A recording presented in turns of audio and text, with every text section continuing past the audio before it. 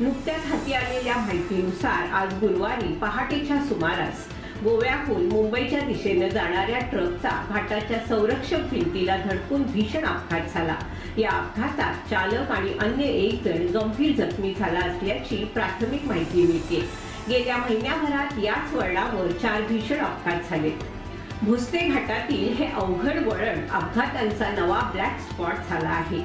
संरक्षण भिंतीला सतत धडकून होणाऱ्या अपघातांमुळे संरक्षक भिंत कमकुवत झाली असून या भिंतीच्या दुरुस्तीचं काम सुरू असतानाच पुन्हा एकदा भीषण अपघात या ठिकाणी झालाय। या भोसले घाटातील अवघड वळणावर होणारी अपघातांची मालिका थांबवण्यासाठी राष्ट्रीय महामार्ग बांधकाम विभागानं ठोस उपाययोजना करण्याची मागणी सध्या नागरिकांमधून जोर धरते।